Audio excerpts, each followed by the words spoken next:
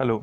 आज की हमारी वीडियो का टॉपिक रहेगा ई commerce business models. E commerce के बारे में तो आपको पता ही है कि ट्रांजैक्शन जो है वो बाइंग सेलिंग ये गुड्स और सर्विसेज ऑनलाइन अगर हम करते हैं तो वो जो है ई कॉमर्स के अंदर आता है। तो उसमें बिजनेस मॉडल का मतलब होता है business model refers to a set of process combined to achieve a company's goal, की कंपनी के गोल को अचीव करने के लिए जो है जो प्रोसेसेस किए जाते हैं उनको जो कंबाइंड करके अगर हम कहें तो वो एक बिजनेस मॉडल बन जाता है। तो एक जो अच्छा बिजनेस मॉडल है वो एक ऐसा मेथड है जिससे जो है वो कंपनी अपने रिवेन्यूज को बढ़ा सकती है, अपनी जो है वो ग्रोथ को बढ़ा सकती है, अपना जो है वो मार्केट डोमिनेंस जो है वो इंक्रीज कर सकती है। तो इसमें क्या है कि बेसिकली जो एनवायरमेंटल फैक्टर्स है उनको बहुत अच्छे तरीके से एनालाइज किया जाए, पोटेंशियल मार्केट्स को डिटरमिन किया जाए, कंज्यूमर्स की जो रिक्वायरमेंट है उनको समझा जाए और जो कंपिटिटर्स हैं उस तरह के जो चैलेंजेस हैं उनको आइडेंटिफाई किया जाए और उसके अकॉर्डिंगली हम तैयार हों कि हमने जो है वो मार्केट में किस तरह से compete करना है, किस तरह से अपने रिवेन्यूज़ को, प्रॉफिट्स को बढ़ाना है और अपने जो है वो बिजनेस प्रोसेसेस को इम्प्रूव करना है। और उसमें से जो है ई कॉमर्स के साथ अगर हम जोड़ देते हैं तो ई कॉमर्स में जो है वो आपको बताइए कि इंटरनेट और वेब बेस्ड जो टेक्नोलॉजीज़ हैं उसकी वजह से जो है वो नए बिजनेस मॉडल्स जो है वो डेवलप हो रहे हैं और जिससे जो है वो कंज्यूमर्स को, पब्लिक को, प्राइवेट ऑर्गेनाइजेशंस को, गवर्नमेंट बॉडीज को जो है वो लिंक करने में आसानी हो रही है क्योंकि एक दूसरे के साथ जुड़ सकते हैं और जैसी उनकी रिक्वायरमेंट है उसके हिसाब से वो एक दूसरे के साथ इंटरेक्ट कर सकते हैं। तो जो एक बिजनेस मॉडल है उसमें बहुत सारे जो कंपोनेंट्स हैं, फंक्शंस हैं उसके, वो उसके अंदर ऐड हो जाते हैं कि आपने जो है वो अपने एक्सपेंसेस को कैसे कंट्रोल करना है, रिवेन्यूज को कैसे इंक्रीज करना है, आपकी स्ट्रेटेजीज क्या रहेंगी, कैसे आप कंपिटिटर्स के साथ फाइट करेंगे, सेल्स की, मार्केटिंग की, वो जो स्ट्रेटेजीज है उन सबको मिला के जो है हमारे बिजनेस मॉडल बनते हैं। तो ये जो बिजनेस मॉडल्स की के बारे में बात की जा रही है, ई कॉमर्स के बिजनेस मॉडल्स, इसमें पहले हम कर लेते हैं कि इसके कुछ की कंपोनेंट्स के बारे में कर लेते हैं, की एलिमेंट्स की एक अच्छे बिजनेस मॉडल में। जैसे आपको पता है कि जो बिजनेस मॉडल है वो एक सेट ऑफ प्रोसेस है जिससे जो है वो कंपनी अपने गोल्स को, ऑब्जेक्टिव्स को पूरा कर सकती है। तो कंपनी के जो की एलिमेंट्स हैं जो उसके बिजनेस मॉडल के, उसमें क्या क्या चीज़ें होती हैं या कौन कौन सी चीज़ें जो है वो उस बिजनेस मॉडल को सक्सेसफुल बना सकती हैं, या एक सक्सेसफुल बिजनेस मॉडल में कौन कौन से एलिमेंट्स को हमें कंसिडर करना होता है या कौन कौन से फैक्टर्स हैं जो एक बिजनेस मॉडल को इन्फ्लुएंस करते हैं। तो किसी भी तरीके से जो है आप इसको समझ सकते हैं। इनके बारे में हम पहले कर लेते हैं। तो इसमें पहला है वैल्यू प्रोपोजिशन। वैल्यू प्रोपोजिशन का मतलब होता है कि जो ऐसी कौन सी स्ट्रेटेजीज हैं जिससे जो है वो कंपनी अपने प्रोडक्ट को, अपनी सर्विस को जो है वो कंज्यूमर की डिमांड के अकॉर्डिंगली बना सकती है। दैट मीन्स कि जो कस्टमर्स की रिक्वायरमेंट्स हैं उसको आइडेंटिफाई करके जो है उसकी नीड को, उसकी ज़रूरतों को आइडेंटिफाई करे कस्टमर्स की और उसके अकॉर्डिंगली जो है वो कंपनी अपने प्रोडक्ट को बनाए। क्योंकि वैल्यू प्रोपोजिशन का बेसिक ऑब्जेक्टिव क्या है कि इसमें देखना होता है कि कंज्यूमर हमारी कंपनी के प्रोडक्ट को क्यों परचेज करें, कि कंपनी जो है कंज्यूमर को ऐसा क्या दे रही है कि वो कंपनी के उस प्रोडक्ट या सर्विस को कंज्यूम करेगा। क्योंकि कंज्यूमर के पास मल्टीपल ऑप्शंस हैं। इस टाइम पे मार्केट में इतना ज़्यादा कंपटीशन है कि उसमें जो है एक कंज्यूमर के पास यहाँ पर जो है वो मल्टीपल ऑप्शंस रहते हैं और मल्टीपल ऑप्शंस में होने के बाद क्या है कि अब कंज्यूमर को आप क्या एक्स्ट्रा दे रहे हैं जिस एक्स्ट्रा की वजह से जो है वो कंज्यूमर आपकी ऑर्गेनाइजेशन के प्रोडक्ट या सर्विस को कंज्यूम करे, या आपके प्रोडक्ट से कंज्यूमर की जो ज़रूरत है वो कैसे सॉल्व हो जाएगी, या आप उसको ऐसा क्या एक्स्ट्रा सर्विस प्रोवाइड कर रहे हैं, या उसकी जो ज़रूरत है वो उस प्रोडक्ट से या सर्विस से कैसे पूरी हो सकती है, कि उसको जो जो उसने पे किया है उसके बदले में क्या वैल्यू एडिशन मिल रहा है। वैल्यू प्रोपोजिशन का मतलब कि जो उसने पे किया है, जो पे करने के लिए तैयार है, उसके बदले में उसको क्या वैल्यू एडिशन जो है वो कंपनी की तरफ से मिल रहा है। तो इसमें क्या है कि जैसे कस्टमर्स के लिए आप क्या कर रहे हैं कि कस्टमाइज्ड बेस पे उसको प्रोडक्ट प्रोवाइड कर रहे हैं, या उसको जो है वो लिमिटेड सर्च के साथ जो है वो अपने जो प्रोडक्ट की रिक्वायरमेंट है उसकी रिक्वायरमेंट के अकॉर्डिंगली उसको प्रोडक्ट मिल रहा है, या फिर जो है उसकी जो डिलीवरी से रिलेटेड कोई प्रॉब्लम्स हैं उन प्रॉब्लम्स को सॉर्ट आउट किया जा रहा है। तो इस तरह से क्या आप उसको बेनिफिट दे रहे हैं कि एक्स्ट्रा फीचर्स दे रहे हैं, क्वालिटी एक्स्ट्रा है, या प्राइस में आप जो है उसको कुछ डिस्काउंट्स दे रहे हैं, या कोई सेल्स प्रमोशन स्कीम्स हैं, या आफ्टर सेल सर्विसेज हैं आपकी, कोई एक्स्ट्रा गारंटी वारंटी। तो वो कौन से फैक्टर्स हैं जिसकी वजह से जो है वो कंज्यूमर आपके प्रोडक्ट को परचेज करेगा। दैट इज वैल्यू प्रोपोजिशन, कि उस कंज्यूमर को, उस कस्टमर को वो एक्स्ट्रा क्या मिल रहा है। क्योंकि पहले क्या होता था कि फिजिकल स्टोर होता था, फिजिकल स्टोर होने की वजह से कस्टमर को जो है वो स्टोर पे विजिट करना पड़ता था। अगर उसको सामान नहीं भी मिल रहा है तब भी क्या है कि वो 1 दिन 2 दिन 4 दिन वेट कर लेता था और उस सेलर से जो है वो प्रोडक्ट परचेज कर लेता था। बट आज के टाइम पे सिस्टम इतना फास्ट हो गया है कि कंज्यूमर्स के पास, कस्टमर्स के पास जो है वो इतना टाइम नहीं है कि वो वेट करें, और सप्लायर्स जो है वो मल्टीपल सप्लायर्स हैं, और ऑनलाइन होने की वजह से क्या है कि ई कॉमर्स ट्रांजेक्शन होने की वजह से कंज्यूमर्स के पास मल्टीपल ऑप्शंस हैं, और इंटरनेट की हेल्प से जो है वो वर्ल्ड वाइड जो है वो ग्लोबल बेसिस पर अपने प्रोडक्ट्स को सर्च कर सकता है और अपनी डिमांड को पूरा कर सकता है। तो उसमें अब कंपटीशन बढ़ने के वजह से अब हमें देखना है कि हम अपने प्रोडक्ट या सर्विस को इस तरह से कैसे बनाएं जिससे कस्टमर की रिक्वायरमेंट पूरी हो सके। तो यानी कि हम उसको आइडेंटिफाई करें और उसकी जो जरूरतें हैं उसके अकॉर्डिंगली कस्टमाइज्ड प्रोडक्ट्स और सर्विसेज उसको डिलीवर की जाए। That is value proposition.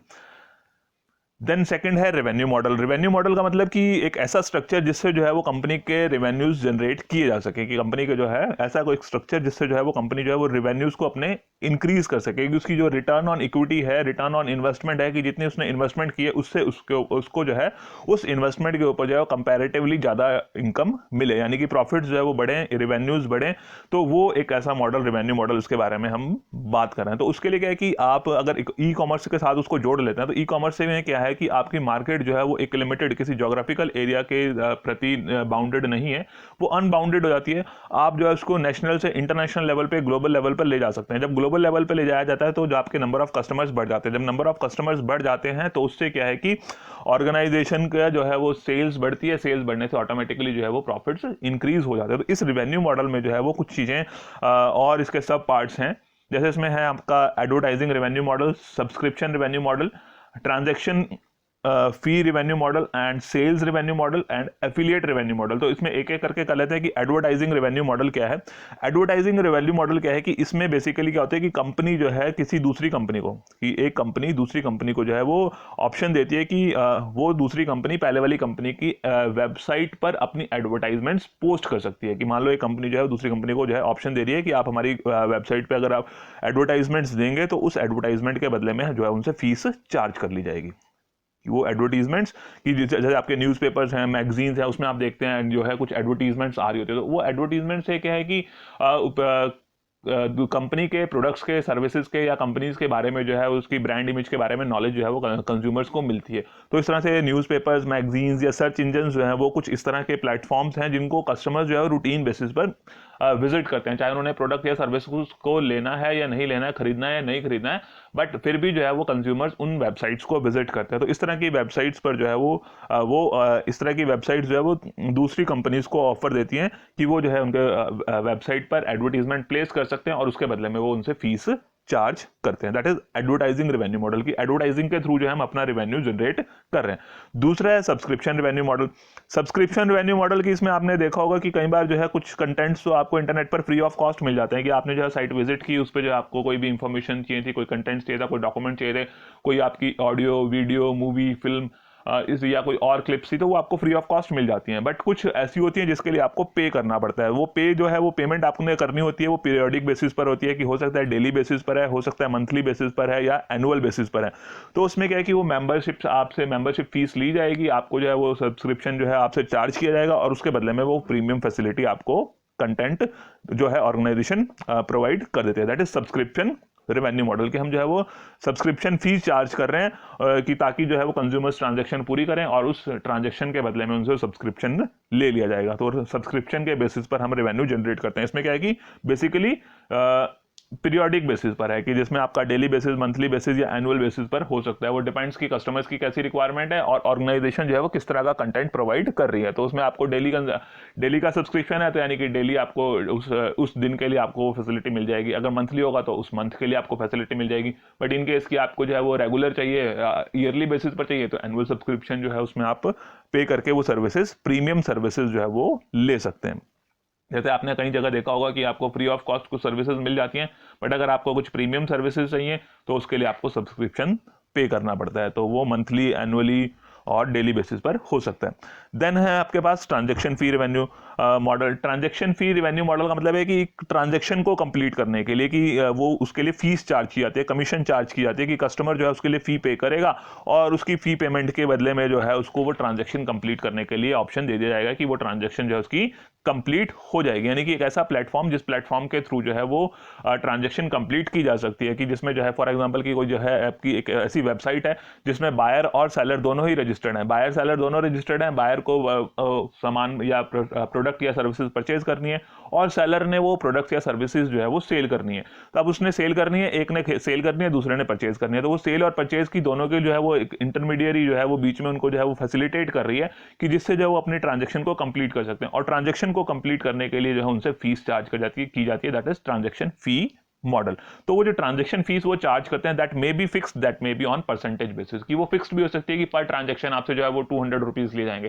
That means कि आपसे 200 रुपीज ले जाएंगे, चाहे आप 50,000 की ट्रांजैक्शन करो, 1,000 की ट्रांजैक्शन करो, 10 लाख की ट्रांजैक्शन करो, तो उसमें जो है वो फी फिक्स्ड होगी, या फिर परसेंटेज बेस्ड हो सकती है कि आपको जो है वो 2% चार्जेस लगेंगे। आपने जो है वो 10,000 के लिया तब भी उस पर 2% लगेंगे, 15 का करोगे तब भी जो है वो 2% चार्ज किए जाएंगे, अगर 1 लाख का करोगे तब भी उस पर 2%, यानी कि परसेंटेज बेस्ड भी हो सकता है और दैट मे बी फिक्स। तो वो डिपेंड्स कि किस तरह से आप जो है वो रेवेन्यू जनरेट करना चाहते हैं, या आपके कस्टमर्स क्या है, कैसे हैं, या आपका प्रोडक्ट या सर्विसेज किस तरह की है।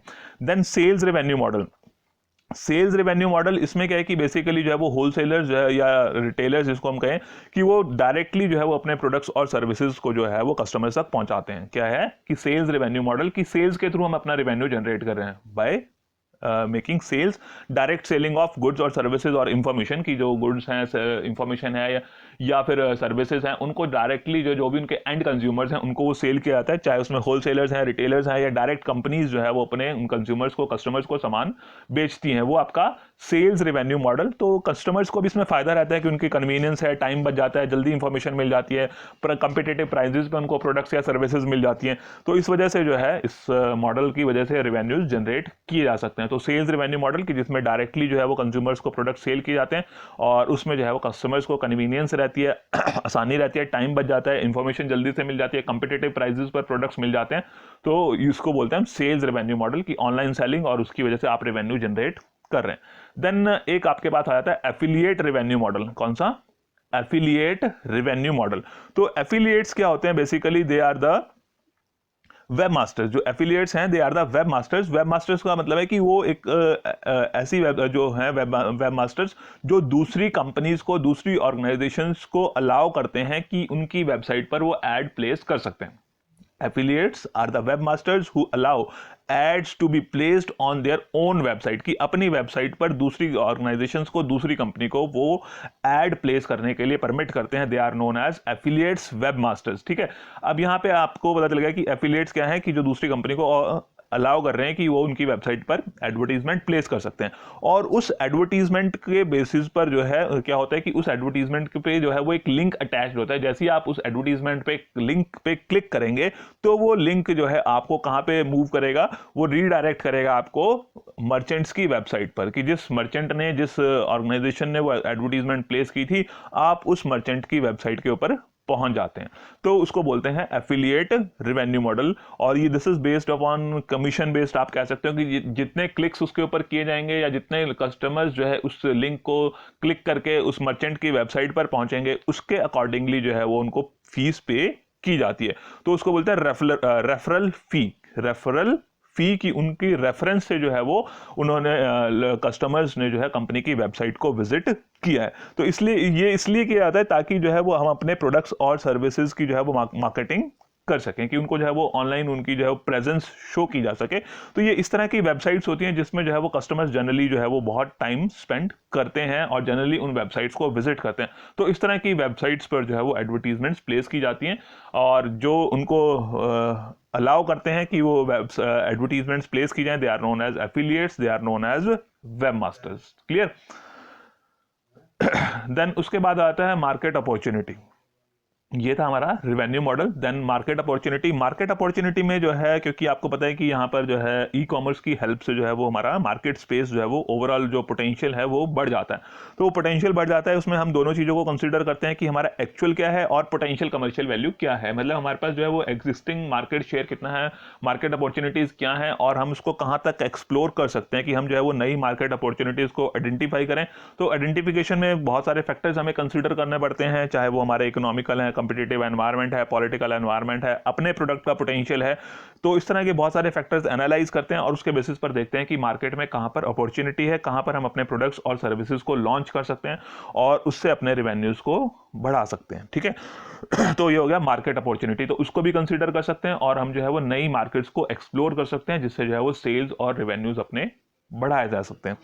देन आता है हमारे पास कम्पिटिटिव एनवायरनमेंट। कम्पिटिटिव एनवायरनमेंट का मतलब है कि जो दूसरी कंपनीज हैं जो उस सेम मार्केट प्लेस में जो है सामान उन्हीं सेम प्रोडक्ट्स में, गुड्स में, सर्विसेज में डील कर रही हैं, वो उनको बोलते हैं कि कंपिटिटिव एनवायरनमेंट कैसा है। तो जिस प्रोडक्ट में, सर्विस में हम डील कर रहे हैं, तो हमें देखना होता है कि हमारे कंपिटिटर्स क्या, कैसे हैं, कौन सी स्ट्रेटेजीज को फॉलो कर रहे हैं, और उसके अकॉर्डिंगली जो है हम अपनी जो है स्ट्रेटेजीज बनाते हैं। या जो है हमें पता है कि कितना टफ कंपटीशन है, उसके अकॉर्डिंगली फिर हमें अपनी जो है कंपिटिटिव स्ट्रेटेजीज, प्रमोशनल स्कीम्स जो है उसके अकॉर्डिंगली डिसाइड करनी पड़ती है। तो जितनी ज़्यादा जो है इसमें सेलर्स होते हैं, उतना ज़्यादा हमारा कंपटीशन बढ़ता चला जाता है। सिंपल सी बात है कि अगर सेलर्स कम होंगे, दैट मीन्स कि कंपटीशन कम है और हम ज़्यादा मार्केट शेयर एक्वायर कर सकते हैं। बट जैसे जैसे जो है वो नंबर ऑफ सेलर्स बढ़ते चले जाते हैं, तो कंपटीशन बढ़ता चला जाता है और अल्टीमेटली हमारा मार्केट शेयर जो है वो कम हो जाता है। तो यहाँ पे जो कंपिटिटिव एनवायरनमेंट है, इसमें सिर्फ हमें जो है वो अपने डायरेक्ट कंपिटिटर्स को ही नहीं देखना होता, बल्कि हमारे इनडायरेक्ट कंपिटिटर्स को भी देखना होता है। डायरेक्ट कंपिटिटर्स का मतलब कि जो सेम प्रोडक्ट लाइन में डील कर रहे हैं, कि जिस प्रोडक्ट या सर्विस में हम डील कर रहे हैं, उसी में वो दूसरे जो है कंपिटिटर्स भी डील कर रहे हैं, उसको बोलते हैं डायरेक्ट कंपटीशन। तो जैसे आपका निकॉन का कैमरा है, दूसरी तरफ जो है वो कैनन का कैमरा है, तो वो कैमरा के लिए जो है कंपटीशन है कि एक कंपनी का दूसरी कंपनी के साथ। बट दूसरी तरफ जो है वो इनडायरेक्ट कंपटीशन है, क्योंकि जो कस्टमर्स हैं उनकी इनकम जो है वो लिमिटेड होती है। जो कस्टमर्स हैं उनकी जो है इनकम लिमिटेड होती है। तो लिमिटेड इनकम का उन्होंने कहाँ पे यूटिलाइजेशन करना है, कि उन्होंने कैमरा परचेज करना है, उन्होंने मोबाइल परचेज करना है, उन्होंने टीवी परचेज करना है, उन्होंने वॉशिंग मशीन परचेज करनी है। तो उनके जो है उस पैसे के जो अल्टरनेटिव मल्टीपल यूजेस हैं। बट आप बेशक हो सकता है कि सिर्फ मोबाइल्स में डील करें, तो मोबाइल कंपनीज के साथ तो आपका कंपटीशन है ही है, बट उसके साथ साथ जो है वो अगर उसने मोबाइल की तरफ अपना माइंड ना बना के जो है उसने जो है अपना मन जो है वो कैमरा की तरफ बना लिया, तो उसका जो है उसकी वजह से भी आपकी जो है वो सेल कम हो जाती है। तो वो कंपिटिटिव जो है, कंपिटिटिव एनवायरनमेंट जो है वो हमारा डायरेक्ट भी हो सकता है और इनडायरेक्ट भी हो सकता है। और इस कंपिटिटिव एनवायरनमेंट की वजह से क्या है कि ऑर्गेनाइजेशन के रिवेन्यूज के ऊपर फर्क पड़ता है, क्योंकि जितने ज़्यादा नंबर ऑफ एक्टिव कंपिटिटर्स बढ़ते चले जाते हैं, हमारा कंपटीशन बढ़ता चला जाता है, रिवेन्यू उतना कम होना शुरू हो जाता है। या जो जितने कंपिटिटर्स हैं उनके अब मार्केट शेयर के ऊपर भी जो है वो डिपेंड करता है कि अगर जो है वो हमारे कंपिटिटर्स हैं बट उनका मार्केट शेयर बहुत कम है, हमारा मार्केट शेयर ज़्यादा है, तो हमारे रिवेन्यूज ज़्यादा होंगे। बट जैसे उनका मार्केट शेयर बढ़ता चला जाएगा, अल्टीमेटली हमारा रिवेन्यू कम होता चला जाएगा। और कंपिटिटर्स की प्रॉफिटेबिलिटी कि उनके जो है वो प्रॉफिटेबिलिटी कितनी है, उनको जो है रिटर्न ऑन इन्वेस्टमेंट कितनी मिल रही है, उसके बेसिस पर भी हमारे रिवेन्यूज डिपेंड करते हैं। तो हमें उस कंपिटिटिव एनवायरनमेंट को भी जो है वो डिटेल में एनालाइज करना पड़ता है और उन फैक्टर्स को ध्यान में रखते हुए जो है हम अपने बिजनेस मॉडल को बनाते हैं। देन कंपिटिटिव एडवांटेज, ये तो था competitive environment, this is competitive advantage. Competitive advantage that means कि what you have better than your competitors, कि आपके पास अपने कंपिटिटर से अच्छा क्या है, that is your competitive advantage. वो आपका प्रोडक्ट भी हो सकता है, प्रोडक्ट की क्वालिटी भी हो सकती है, प्रोडक्ट का प्राइस भी हो सकता है, आपके अपने ह्यूमन रिसोर्सेज हो सकते हैं, आपके अपने फाइनेंशियल रिसोर्सेज हो सकते हैं, आपका जो है वो मार्केटिंग डिपार्टमेंट जो है वो एक कंपिटिटिव एडवांटेज हो सकता है। तो अलग अलग चीजें हैं जो आपको एक एडवांटेज जो है वो आपके कंपिटिटर्स के अगेंस्ट प्रोवाइड करते हैं, that is your competitive advantage, कि आप जो है वो कम कॉस्ट पे प्रोडक्ट बना पा रहे हैं, सेम प्रोडक्ट कम कॉस्ट पे बना पा रहे हैं। दैट मींस कि आपके रेवेन्यूज बढ़ जाएंगे, या फिर जो है आप कम सेलिंग प्राइस पर बेच के कस्टमर्स को अट्रैक्ट कर सकते हैं कि जो है सेम प्रोडक्ट जो है वो कम प्राइस पर दिया जा रहा है। तो that is your competitive advantage. तो इस कंपिटिटिव एडवांटेज का जो है कई बार जो है वो ऑर्गेनाइजेशन को ये कंपिटिटिव एडवांटेज होता है। कुछ ऑर्गेनाइजेशन ऐसी होती हैं जो are the first mover advantage, की मार्केट में सबसे पहले अगर कुछ नई टेक्नोलॉजी, नया प्रोडक्ट लॉन्च किया जाएगा तो उसी कंपनी के द्वारा लॉन्च किया जाएगा, तो वो कंपिटिटिव एडवांटेज बन जाता है, क्योंकि लोग उसको फॉलो कर रहे हैं। और जो जिनको नई टेक्नोलॉजी को यूज करना है, नए प्रोडक्ट्स को यूज करना है, तो वो जो लोग हैं पहले उस को यूज करते हैं और उसके लिए एक प्रीमियम प्राइस भी देने के लिए तैयार रहते हैं, कि जब वो प्रोडक्ट मार्केट में कॉमन हो जाता है तो उसके लिए प्रीमियम प्राइस आप चार्ज नहीं कर सकते। जब वो नई टेक्नोलॉजी आ रही होती है तो प्रीमियम प्राइस भी चार्ज कर सकते हैं। तो that is your competitive advantage, कि प्रोडक्ट सेम है बट आप उसको अगर जो है वो सबसे पहले लॉन्च करते हैं, सबसे पहले इनोवेशंस करते हैं, नई टेक्नोलॉजीज लाते हैं, नए प्रोडक्ट्स लाते हैं, तो उसके लिए आप प्रीमियम प्राइजेस चार्ज कर सकते हैं। That is also your competitive advantage.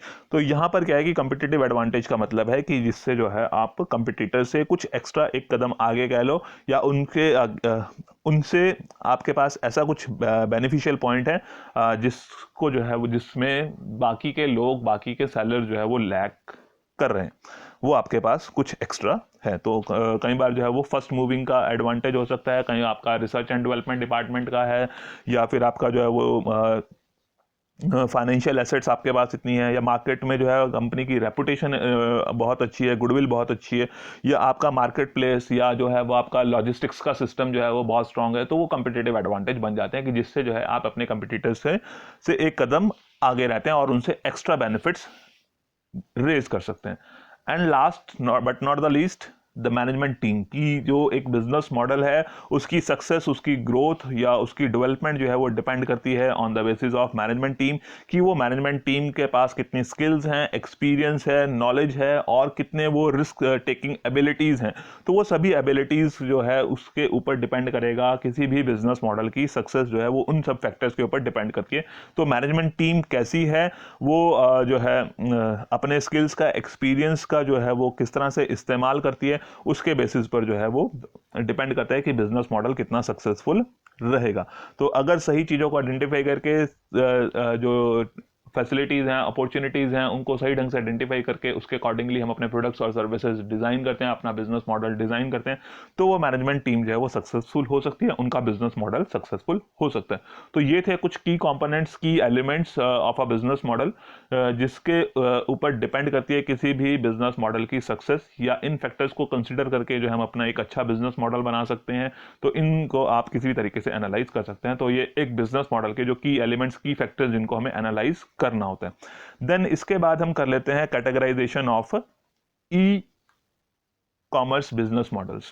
Categorisation of e commerce business model की जो बिजनेस मॉडल्स हैं उनको जो है वो डिफरेंट बेसिस पर जो है वो क्लासिफिकेशन उनकी कर लेते हैं।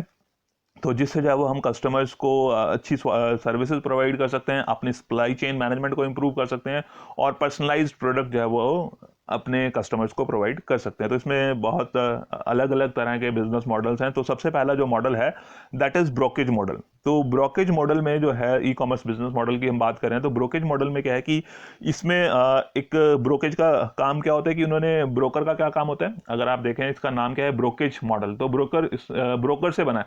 तो ब्रोकर का एक काम होता है कि उसने बायर और सेलर को मिलाना है। क्या करना होता है, बायर और सेलर को मिलवाना है, और जहां पर बायर और सेलर मिलेंगे उनकी ट्रांजेक्शन होगी, उसके बदले में ये अपनी फीस और कमीशन चार्ज करते हैं, उनको हम ब्रोकर बोलते हैं। तो ब्रोकेज मॉडल में भी वही है कि जो ब्रोकर्स हैं वो एक फीस और कमीशन जो है वो चार्ज करेंगे हर एक ट्रांजेक्शन के लिए। तो इसमें चाहे वो आपकी B2B, B2C, C2C किसी भी तरह की जो ट्रांजेक्शन है जिसमें बायर और सेलर जो है वो एक दूसरे के साथ मिलते हैं, और जहां पर जो है वो बिड एंड आस्क वाली बात आती है कि उसने बिडिंग करनी है, उसने परचेजिंग करनी है, तो वहां पर जो है वो ब्रोकेज मॉडल काम करता है। ठीक है, उसको बोलते हैं ब्रोकेज मॉडल, जहां पर बायर और सेलर मिलते हैं और उसके बदले में जो है कोई फीस, कोई कमीशन जो है उनसे चार्ज की जाती है।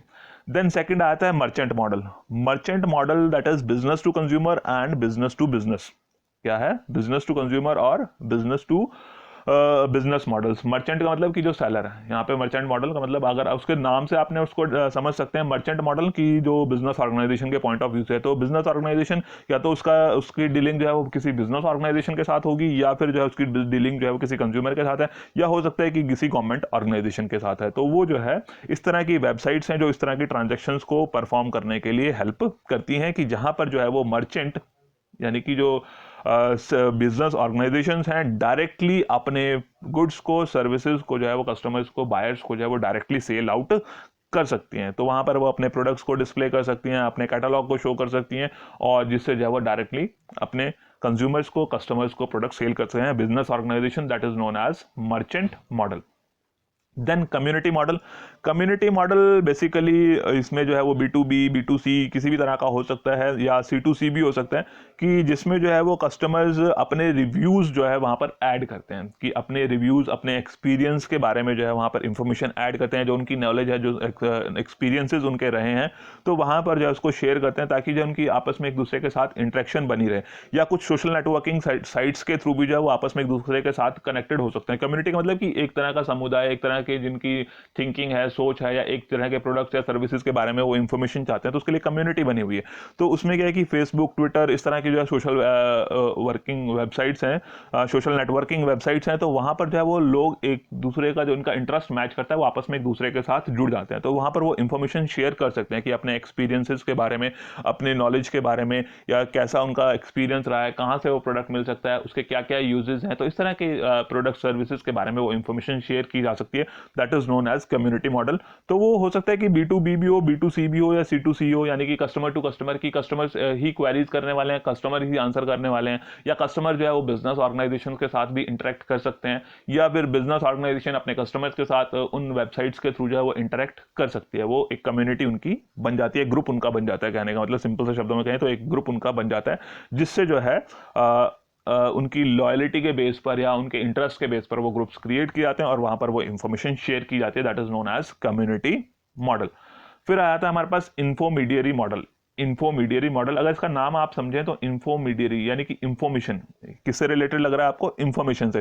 तो यहां पर क्या है कि एक न्यूट्रल एंटिटी है, न्यूट्रल एंटिटी है, वो न्यूट्रल एंटिटी या कोई थर्ड पार्टी है जो इंफॉर्मेशन जो है वो गेन करती है, लिंक्स या इंफॉर्मेशन जो है वो कलेक्ट करेगी और जो है उसको शेयर किया जाता है। वो जो है जो इंफॉर्मेडियरीज हैं वो सिर्फ काम करती हैं इंफॉर्मेशन प्रोवाइड करने का, उनका काम जो है वो सिर्फ इंफॉर्मेशन प्रोवाइड करना है, ना कि उन प्रोडक्ट्स और सर्विसेज को सेल करना है। ठीक है, इंफॉर्मेडियरी मॉडल कि उनका काम है कि उन्होंने वो प्रोडक्ट्स और सर्विसेज जो है वो कंज्यूमर्स को प्रोवाइड करनी है, कंज्यूमर्स को प्रोवाइड नहीं करनी है, जस्ट उनको जो है उसके बारे में इंफॉर्मेशन देनी है कि वो प्रोडक्ट क्या है, उसकी क्या स्पेसिफिकेशंस हैं, कौन सी वेबसाइट से मिल सकता है, किस रेट पे आपको मिल सकता है, क्या डिस्काउंट फैसिलिटीज उसमें आपको मिल सकते हैं, तो कैसे आप उसका यूज कर सकते हैं, क्या क्या प्रिकॉशंस आपको लेनी है, आफ्टर सेल सर्विसेज में आपको कौन सी कंपनी बेटर आपको ऑप्शंस दे सकती है, किसका कौन से फीचर का क्या बेटर बेनिफिट आपको मिल सकता है। तो इस तरह से बहुत सारी इंफॉर्मेशन जो है वो इंडिपेंडेंट बेसिस पर कलेक्ट करते रहते हैं, उसको एनालाइज करते रहते हैं और डिफरेंट जो है वो लोगों के साथ उसको शेयर करते रहते हैं। उसको बोला जाता है इंफोमीडियरी मॉडल की, that is for basically for information purpose and it is a neutral entity कि उसका बायर और सेलर से कोई इस तरह का लिंक नहीं है कि किसी से इन्फ्लुएंस्ड है, तो न्यूट्रल बेसिस पर वो इंफॉर्मेशन कलेक्ट की जाती है और शेयर की जाती है। देन एफिलिएट मॉडल, इसके बारे में भी आपको मैंने पहले ही बताया था, affiliates are the web masters. तो वो एफिलिएट्स जो है वो वेब मास्टर्स हैं जो दूसरी ऑर्गेनाइजेशंस को, दूसरी बिजनेस ऑर्गेनाइजेशंस को जो है वो अलाउ करती हैं कि वो उनकी वेबसाइट पर एडवर्टीजमेंट्स प्लेस कर सकते हैं, और जो एडवर्टीजमेंट्स उनकी वेबसाइट पर प्लेस की जाती हैं उसके ऊपर जितने भी इंटरनेट विजिटर्स क्लिक करते हैं उस लिंक पर और उस लिंक के थ्रू जो है वो मर्चेंट की वेबसाइट पर पहुंचते हैं, उसके बदले में जो है वो एफिलिएट्स, वो वेब मास्टर्स जो है उनसे रेफरल फीस चार्ज करते हैं कि आपने उनको अलाउ किया कि आप जो है अपनी एडवर्टीजमेंट हमारी वेबसाइट पर जो है वो डाल सकते हैं, और उस लिंक को क्लिक करने से जो है अगर वो कस्टमर की जो उसके बिजनेस ऑर्गेनाइजेशन की वेबसाइट तक पहुंचते हैं तो उसके बदले में उससे जो है वो रेफरल फीस चार्ज की जाती है। तो इससे क्या होता है कि हम अपने प्रोडक्ट्स को, सर्विसेज को, कंपनीज को जो है वो प्रमोट कर सकते हैं। तो वेब मास्टर्स बेसिकली इस तरह की प्रोग्राम्स हैं या वेबसाइट्स हैं जिनको जो है वो कस्टमर्स जो है वो बहुत ज़्यादा विजिट करते हैं, और उसमें क्या है कि उनका कोई इंटरेस्ट उस प्रोडक्ट या सर्विस को खरीदने का हो भी सकता है, नहीं भी हो सकता है, बट हमें पता है कि वो वेब मास्टर्स क्या हैं कि जिन पे, या एफिलिएट्स वो हैं जिनके पास जो है वो इस तरह की कैपेबिलिटी है कि इस तरह की वेबसाइट्स है कि जिस पर जो है वो इंटरनेट पर विजिटिंग्स बहुत ज़्यादा होती है, तो विजिट जो है उसको बहुत ज़्यादा करते हैं। तो इसमें जो इस तरह का जो एफिलिएट मॉडल है इसको हम जो है वो पे फॉर परफॉर्मेंस मॉडल भी बोल देते हैं। तो it is a type of पे फॉर परफॉर्मेंस मॉडल कि जितनी आपकी परफॉर्मेंस रहेगी उसके अकॉर्डिंगली पेमेंट रहेगी, यानी कि उस एडवर्टीजमेंट के ऊपर जितने लोग क्लिक करेंगे उस पर क्लिक के अकॉर्डिंगली जो है वो पेमेंट उसको एफिलिएट को या वेब मास्टर को कर दी जाती है। क्लियर? देन उसके बाद आता है हमारे पास एडवर्टाइजिंग मॉडल। एडवर्टाइजिंग मॉडल, तो एडवर्टाइजमेंट का मतलब तो आपको पता ही है कि जिसमें जो है वो बिजनेस ऑर्गेनाइजेशन जो है वो अपनी एडवर्टीजमेंट जो है वो प्लेस करती हैं। तो एडवर्टीजमेंट जैसे आपने प्रिंट मीडिया में तो देखा ही है, न्यूज़पेपर्स, मैगजीन्स या होर्डिंग्स, तो वहाँ पर तो एडवर्टीजमेंट्स होती हैं। बट यहाँ पर इंटरनेट पर भी जो है वो एडवर्टाइजिंग मॉडल है जिसमें जो है हम अपने प्रोडक्ट्स का, सर्विसेज का, कंपनी के बारे में, अपनी प्रमोशनल स्कीम्स के बारे में एडवर्टाइज कर सकते हैं। तो वो एडवर्टीजमेंट्स के लिए जो है, जहाँ पर भी हम एडवर्टीजमेंट्स प्लेस करते हैं उसके बदले में जो है वो हमें फीस पे करनी पड़ती है।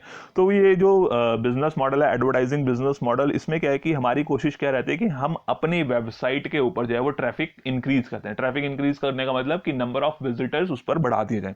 तो अपन जो चाहते हैं कि नंबर ऑफ विजिटर्स जो है वो बढ़े। जैसे आपका कोई फिजिकल स्टोर है तो फिजिकल स्टोर में आप चाहते हैं कि ज़्यादा से ज़्यादा कस्टमर्स आपके स्टोर को विजिट करें, क्योंकि जितने ज़्यादा जो है वो फुटफॉल्स होंगे, जितने ज़्यादा लोग आपके स्टोर को विजिट करेंगे, चांसेस हैं कि वो सेल्स में कन्वर्ट हों। जब सेल्स बढ़ेगी तो अल्टीमेटली प्रॉफिट्स बढ़ेंगे। इसी तरह से जो है जब हम ई कॉमर्स बिजनेस मॉडल्स की बात करते हैं तो हमें क्या है कि हम चाहते हैं कि जो एडवर्टीजमेंट्स हम दे रहे हैं उस एडवर्टीजमेंट से जो है वो कस्टमर्स जो है वो ज़्यादा से ज़्यादा हमारी वेबसाइट को विजिट करें। जब हमारी वेबसाइट्स पर जो है वो नंबर ऑफ विजिटर्स बढ़ेंगे तो अल्टीमेटली उसका इम्पैक्ट जो है सेल्स में भी कन्वर्ट होता है, और जब सेल्स इंक्रीज होती है तो उसका प्रॉफिट हमें मिलता है। तो इसमें जो है वो जैसे आपने देखा होगा कि गूगल, अगर आप सर्च करते होंगे, गूगल जो सर्च इंजन है वहाँ पर जो है एडवर्टीजमेंट एक बेस्ट एग्जाम्पल जिसको हम ले सकते हैं एडवर्टाइजिंग मॉडल का। तो आप सर्च करने के लिए जो है गूगल, www.google google.com और उस पर जो है कुछ भी सर्च करना है, आपने खाना पीना नहाना धोना, तो किसी भी तरह की इंफॉर्मेशन या कोई बुक मैगजीन जर्नल, कोई आपको जो है वो पढ़ाई से रिलेटेड, गाने से रिलेटेड, मूवी से रिलेटेड कुछ भी सर्च करना है, आप उस सर्च इंजन पर सर्च करते हैं। तो यानी कि आप जो है आपका ऑब्जेक्टिव कुछ है, कुछ भी हो सकता है, बट आप उसको इंफॉर्मेशन को सर्च करने के लिए उस गूगल का यूज कर रहे हैं। तो गूगल जो है, और आप जब देखते उस पर गूगल पे सर्च करते हैं तो आपको जो है वो अनवांटेड टाइप की या जो है या जिन प्रोडक्ट्स सर्विसेज में आप इंटरेस्टेड हो सकते हैं, कई बार उससे रिलेटेड, कई बार अनरिलेटेड टाइप की एडवर्टीजमेंट्स जो है वो आपको आपके पास आती रहती हैं। तो Google is the best example of advertising model, और उसके बदले में जो है वो गूगल उनसे उस एडवर्टाइजमेंट को प्लेस करने के लिए जो है उनसे फीस चार्ज करता है। तो ये इसलिए यूज की जाती है ताकि हम अपनी वेबसाइट के ऊपर जो है वो ट्रैफिक इंक्रीज कर सकें, यानी कि नंबर ऑफ विजिटर्स को बढ़ा सकें। तो नंबर ऑफ विजिटर्स बढ़ेंगे, सेल इंक्रीज होगी, सेल इंक्रीज होगी तो हमारा प्रॉफिट इंक्रीज होगा। Then manufacturer model. Manufacturer model की इसमें क्या है कि जो मैन्युफैक्चरर्स हैं, जो कंपनी है, वो डायरेक्टली जो है अपने कस्टमर्स के साथ जो है वो इंटरेक्ट करती है। इंटरेक्ट करने का मतलब कि अपने कस्टमर्स को, अपने जो बायर्स हैं, अपने कंज्यूमर्स को डायरेक्टली जो है वो प्रोडक्ट्स सेल करती है, और साथ ही जो है उनकी जो भी ग्रीवेंसेस हैं, प्रॉब्लम्स हैं, डाउट्स हैं, सजेशंस हैं, वो भी कस्टमर जो है डायरेक्टली अपनी उस कंपनी को दे सकते हैं। और उससे यह है कि आपस में मैन्युफैक्चरर मॉडल के बेस पर जो है उनमें आपस में इंटरेक्शन बढ़ जाती है, डायरेक्ट कॉन्टैक्ट हो पाता है, और कस्टमर्स को अच्छी इंप्रूव्ड सर्विसेज मिल जाती हैं, और कस्टमर की जो प्रेफरेंसेज हैं उनको समझने में जो है बिजनेस ऑर्गेनाइजेशन को आसानी होती है। दैट इज मैन्युफैक्चरर मॉडल, कि मैन्युफैक्चरर जो है वो डायरेक्टली अपने प्रोडक्ट्स को अपनी वेबसाइट के थ्रू जो है वो सेल आउट करते हैं। That is known as manufacturer model. और सब्सक्रिप्शन मॉडल, इसके बारे में हमने पहले भी पढ़ा था। तो सब्सक्रिप्शन मॉडल में क्या है कि बेसिकली जो है वो पीरियोडिक फीस उनसे चार्ज की जाती है, कि कोई आप प्रीमियम फैसिलिटी उनकी यूज करना चाहते हैं तो उस प्रीमियम फैसिलिटी के लिए जो है उनसे एक्स्ट्रा फैसिलिटी यूज करने के लिए मंथली बेसिस पर, ईयरली बेसिस पर, और मे बी डेली बेसिस पर जो है उनसे वो सब्सक्रिप्शन चार्ज किया जाता है। वो फीस आप उनको पे करते हैं, उसके बदले में आपको चाहे वो टेक्स्ट है, ऑडियोज हैं, वीडियोज हैं, मूवीज हैं, तो वो आपको उसके लिए एक्सेस मिल जाता है और आप उस सर्विस का इस्तेमाल कर सकते हैं। आजकल आप बहुत सुन रहे होंगे नेटफ्लिक्स नेटफ्लिक्स नेटफ्लिक्स, तो वो एक सब्सक्रिप्शन मॉडल का ही एक एग्जाम्पल है, कि जिसमें आप उनका सब्सक्रिप्शन लेंगे तो वो आपको जो है वो अपनी प्रीमियम फैसिलिटी जो है वो प्रोवाइड कर देंगे, जो उसका कंटेंट है वो आप जो है उसमें से देख सकते हैं, चेक कर सकते हैं। तो वो होता है सब्सक्रिप्शन मॉडल। तो वो यहाँ पर ये नेटफ्लिक्स जो है इसमें वीडियो से, मूवीज से रिलेटेड है, बट इस तरह से ही हमारे पास जो है वो और भी ऑप्शंस हो सकते हैं, जिसमें हमें जो है वो कोई मैगजीन का है, न्यूज़पेपर का है, जर्नल का है, तो वो भी हम जो है वहाँ से एक्सेस कर सकते हैं, बट उसके लिए हमें सब्सक्रिप्शन उनका लेना पड़ेगा। आप सब्सक्राइब करेंगे, फीस पे करेंगे, तब आपको वो इंफॉर्मेशन एक्सेस करने को मिलेगी। तो कुछ का पार्टली भी हो सकता है कि आपको जो है वो कुछ कंटेंट फ्री आते हैं ताकि आपका इंटरेस्ट डेवलप हो, और बाकी प्रीमियम सर्विसेज के लिए वो आपसे फीस चार्ज करते हैं। तो सब्सक्रिप्शन का मतलब है सब्सक्रिप्शन मॉडल, कि जिसमें जो है वो पीरियोडिक बेसिस पर उनसे फीस चार्ज की जाती है। Then last is the utility model. Utility model is based upon on demand. On demand model के बेसिस पर है कि जितना आप डिमांड करेंगे, जितना आप यूज करेंगे उसके बेसिस पर, यानी कि पे एज यू गो, यानी कि जितना आप यूज करते चले जाएंगे उसके अकॉर्डिंगली आपको पेमेंट करनी पड़ेगी। फॉर एग्जांपल कि आपका जो है वो डाउनलोडिंग अपलोडिंग के लिए आपको कह दिया कि पर KB 1 पैसा, पर MB 2 पैसा, इस तरह से जो है वो रेट्स डिसाइड करती है कि आपका टाइम लिमिट है कि आपने 1 आवर सर्विस को यूज़ किया तो आपको इतनी पेमेंट करनी पड़ेगी, 2 आवर्स यूज़ करेंगे तो इतनी सर्विस के लिए इतनी पेमेंट करनी पड़ेगी। यानी कि उसमें जो है वो परसेंटेज बेस्ड कह लो, या जितना आप यूज़ कर रहे हैं उस सर्विसेज को, उसकी जितनी यूटिलिटी आपने ली है उस यूटिलिटी के बेस पर जो है वो चार्ज किया जाता है। तो ये थे हमारे पास बिजनेस मॉडल्स, जिसमें जो है आपको मैंने उनकी डिफरेंट कैटेगराइजेशन के बारे में बता दिया, और एक बिजनेस मॉडल को बनाते हुए कौन से की एलिमेंट्स हैं उनको हम कंसीडर करते हैं, या कौन से एलिमेंट्स हैं जो एक बिजनेस मॉडल को इन्फ्लुएंस करते हैं, या कौन से ऐसे एलिमेंट्स हैं जिसके ऊपर जो है वो किसी बिजनेस मॉडल की सक्सेस डिपेंड करती है। तो आज की वीडियो में मैंने आपको बता दिया है। इंपॉर्टेंट टॉपिक है, ध्यान से पूरी वीडियो आपने देख ली होगी तो समझ में आ जाएगी। तो यही है आज की वीडियो में। Okay, thank you.